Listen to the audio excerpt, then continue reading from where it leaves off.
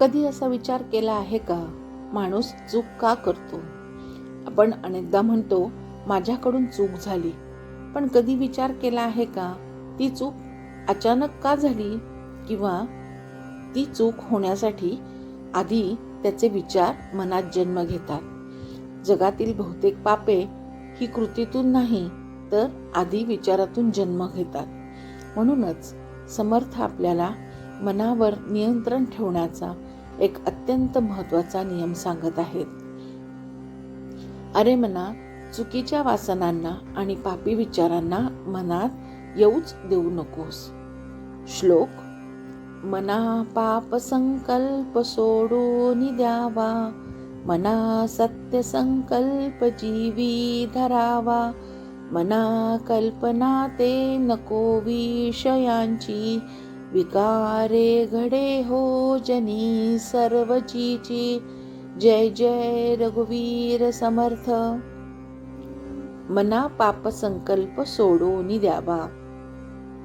समर्थ आपल्या मनावर नियंत्रण ठेवण्यासाठी सांगत आहेत. अरे मना, वाईट विचार सोडून दे. पाप संकल्प म्हणजे काय? जे विचार दुसऱ्याचं वाईट करतात, जे विचार मत्सरातून जन्म घेतात किंवा जे विचार स्वार्थातून येतात, ते म्हणजे पापसंकल्प. 100 99 पातके संकल्पातूनच घडतात. म्हणून पाप टाळायचे असेल तर सर्वात आधी पापसंकल्प सोडून देणे हेच महत्त्वाचे आहे. कारण संकल्पामुळेच पापांची पुनरावृत्ती होते. एकच एक विचार पुन्हा पुन्हा मनात येत राहतो आणि हळूहळू तीच चूक पुन्हा पुन्हा घडत राहते. समर्थ स्वामी हे फार मोठे मानसशास्त्रज्ञ होते. त्यांनी माणसांच्या मनाचा स्वभाव आणि त्याचा मनावर किती खोलवर परिणाम होऊ शकतो याचा अतिशय चांगल्या पद्धतीने अभ्यास केला होता. ते मनाला आणि त्याच्या विचारांना उत्तमरित्या जाणत होते. मना सत्य संकल्प जीवी धरावा. वाईट विचार सोडायचे, पण मग त्या जागी काय ठेवायचं? समर्थ सांगतात, सत्याचा संकल्प धरा. सत्य संकल्प म्हणजे योग्य विचार, प्रामाणिक हेतू आणि चांगली भावना. माणूस जसा विचार करतो तसंच तो बनत जातो. म्हणून मनात जर चांगले विचार ठेवले तर कृतीतून सुद्धा तसंच आपल्या घडतं. साधकाने क्षणाक्षणाला आपले संकल्प तपासत राहावे. मन कोणत्या दिशेने जात आहे हे पाहत राहावे. मन भटकत तर नाही ना?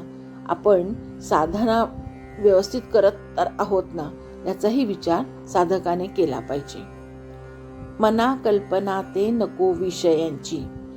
समर्थ इथे अत्यंत सूक्ष्म पण मोठं मानसशास्त्रज्ञ सांगतात. विषय चिंतन म्हणजे सतत विषयांचा किंवा भोगांचा विचार करत राहणे. एखादा विषय किंवा त्याचे चिंतन मनात हळूहळू सुरू होतं आणि मग मन उत्तेजित होतं आणि त्यानंतर ते मन आवरणं कठीण होतं. त्यापेक्षा सुरुवातीलाच ते विचार मनात येऊ न देणे हेच जास्त कल्याणकारी आहे. यासाठी एक साधं उदाहरण पाहूया. समजा एखाद्या घरामध्ये सतत छोटासा ठिणगीचा प्रसंग चालू आहे, म्हणजेच छोटे वादावाद चालू आहेत. सुरुवातीला ती छोटी ठिणगी असते, पण वेळेत लक्ष नाही दिलं तर मोठी आग भडकू शकते, म्हणजेच ते भांडण विकोपाला जाऊ शकते. म्हणूनच आग विझवण्यापेक्षा ठिणगीच निर्माण होऊ न देणं अधिक शहाणपणाचं आहे असं समर्थ सांगतात. तसंच मनातही वाईट विचार वाढल्यानंतर त्यांना आवरणं अवघड होतं. त्यापेक्षा ते सुरुवातीलाच मनात येऊ न देणं हे जास्त श्रेयस्कर आहे.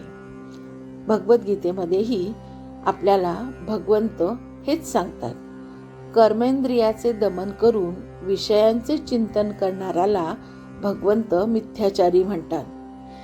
संतांच्या भाषेत सांगायचे झाले तर संत ज्ञानेश्वर एक खूप सुंदर उदाहरण देतात.